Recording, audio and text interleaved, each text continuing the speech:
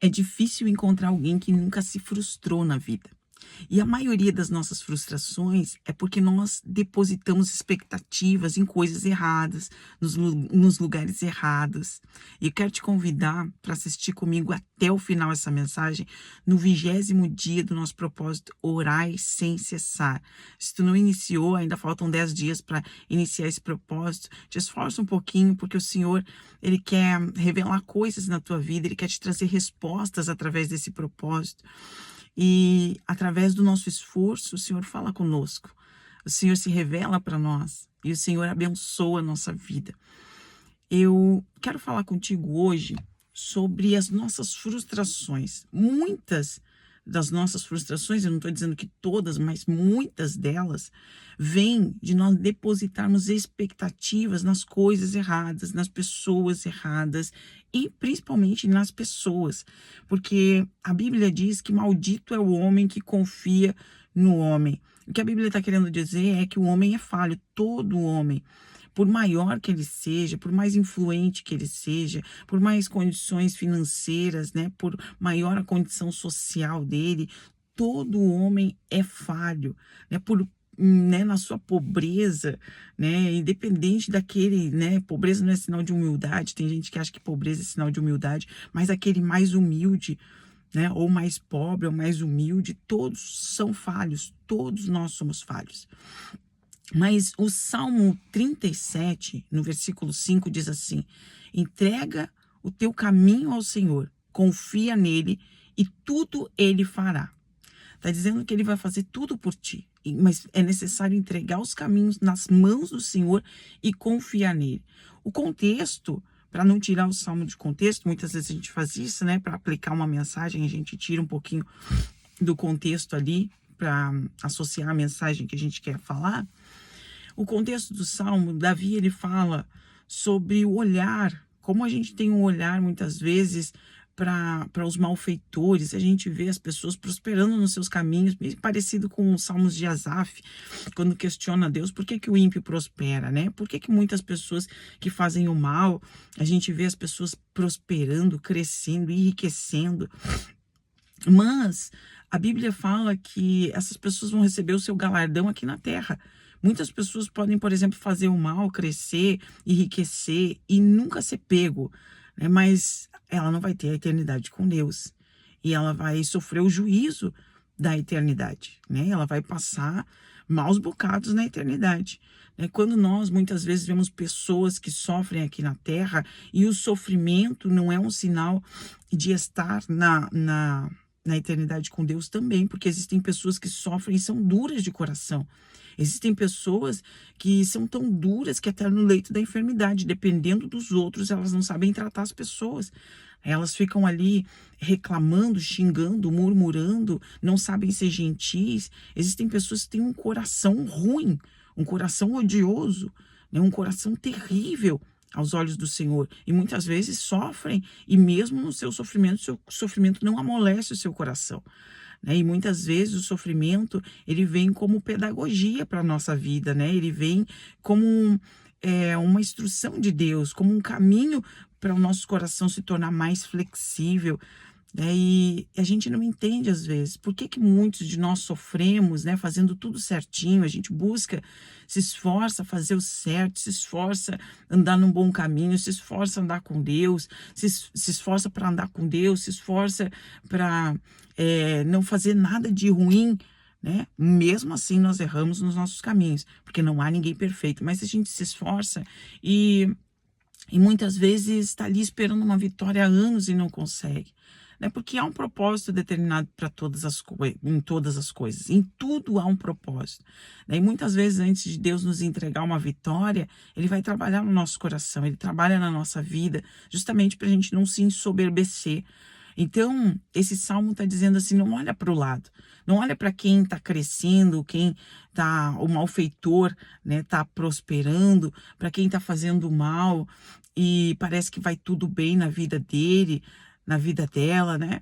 Mas confia no Senhor, entrega o teu caminho ao Senhor, porque a justiça vem de Deus. O salmo segue falando disso, que a justiça vem do Senhor, né? É dele. Então entrega o teu caminho ao Senhor, confia nele e tudo Ele fará. Ele vai fazer justiça para quem te fez o mal. A gente não precisa, né, pedir. Eu já fiz isso, né? E a gente pede. O Senhor me ensinou que não é necessário pedir justiça, porque muitas vezes a gente nem suporta o peso da justiça de Deus, né? Aquele que é de Deus, ele não suporta nem ver o adversário dele, nem ver os inimigos sofrendo o peso de justiça, né? Porque a justiça de Deus é diferente daquilo que nós imaginamos. Nós temos uma mente muito limitada acerca das coisas de Deus. A justiça do Senhor é diferente, né? E uma vez eu orei pedindo ao Senhor que fizesse justiça e Ele disse para mim: não me peça justiça, peça misericórdia. É assim que a gente tem que agir até mesmo com os nossos inimigos, porque quando Jesus ele se entrega na cruz do Calvário, as pessoas estão ali debochando dele, né? Fazendo todo aquele tipo de maldade, os seus algozes. Ele olha para o céu, ele diz: Pai, perdoa eles, porque eles não sabem o que estão fazendo. Eles não têm ideia do que estão fazendo. E assim são muitas pessoas que não têm ideia do que elas estão fazendo. E as nossas frustrações, a gente se frustra porque a gente deposita nas pessoas. A gente deposita nos lugares errados, né? Muitas vezes a gente fica esperando que alguém vai nos ajudar e aquela pessoa não nos ajudou, a gente fica de mal com aquela pessoa. A gente fica esperando, né, que alguém vá cumprir as coisas que o Senhor declarou que ia cumprir na nossa vida e ninguém nos ajuda e ninguém faz nada referente a isso e a gente acaba se frustrando também, achando que as pessoas tinham a obrigação de nos ajudar, né? Mas na verdade ninguém tem obrigação de nos ajudar, né? E a nossa obrigação é de confiar no Todo-Poderoso, né? Aquele que nos prometeu, aquele que disse que ia fazer, aquele que prometeu nos abençoar, é Ele que tem o poder para fazer, né? Tem muitas pessoas, muitas vezes a gente coloca expectativa que alguém vai nos ajudar e a gente não tem ideia do que essa pessoa está passando. Já aconteceu comigo, por exemplo, de querer visitar pessoas que estavam muito enfermas e eu mesma estava tão doente, que não consegui visitar essas pessoas, pessoas que eu amava, que eu tinha no coração e que eu queria muito ver, né? E aconteceu de essa pessoa, ou algumas pessoas, né? Já aconteceu até de falecer e eu ficar triste, porque eu não consegui ver as pessoas que eu amava, que eu tinha um desejo no coração de estar perto, mas no momento eu estava tão doente, com uma crise financeira tão forte, não tinha nem dinheiro, nem condições físicas e nem condições financeiras, as duas formas, né?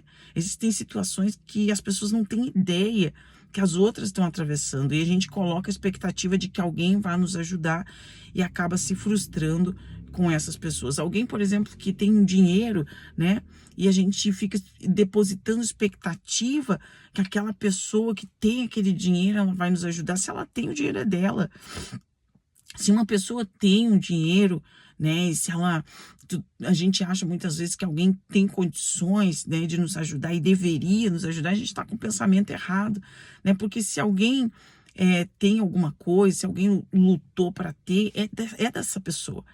A gente não precisa colocar expectativa e obrigação nas pessoas de nos ajudar, né? A gente precisa confiar no Senhor, porque Ele é a nossa fortaleza, Ele é o nosso refúgio, a nossa torre forte, né? E nele nós devemos ter a nossa esperança, porque Ele nos ajuda. Aqueles que são fiéis a Ele, que são tementes a Ele, eles vão ser com certeza guiados e abençoados pelo Senhor, né? Independente do que for. Tem gente que quando fala de bênção, pensa que bênção é só material. Bênção não é só material. Existem muitas bênçãos da parte do Senhor na nossa vida e que não se tratam só de coisas materiais, né? E ao seu tempo, cada uma delas vai vir na tua vida, na minha vida, mantendo os olhos firmes no Senhor, mantendo a confiança no Senhor. Ele tudo vai fazer por mim e por ti. Vamos orar? Senhor, nosso Deus e nosso Pai soberano, nós te agradecemos mais uma vez pela tua palavra, Senhor, por nós podermos meditar, Senhor Jesus, na tua palavra, que é a sabedoria do céu para a nossa vida, Senhor. Nós queremos te agradecer, meu Pai, pela tua revelação, pelo teu amor, pela tua misericórdia, porque as tuas misericórdias se renovam a cada manhã e por causa delas nós não somos consumidos, Senhor Jesus.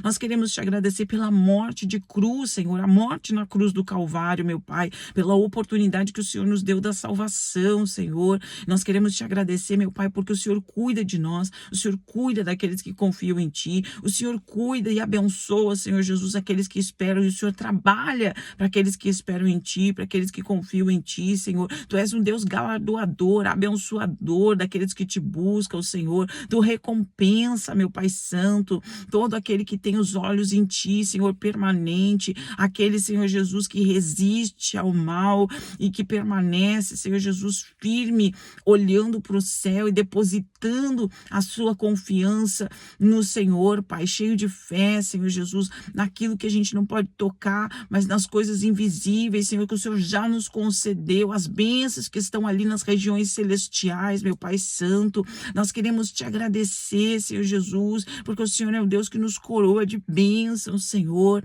A tua bênção está sobre a vida daquele que confia em Ti. Ela já está, ela não vai estar, ela já está sobre a vida daquele que confia em Ti. E nós queremos te agradecer neste dia por este propósito e por essa vida que chegou até aqui. Abençoa a vida dela, meu Pai Santo, cobre ela com Teu sangue, com a Tua misericórdia, dá livramento.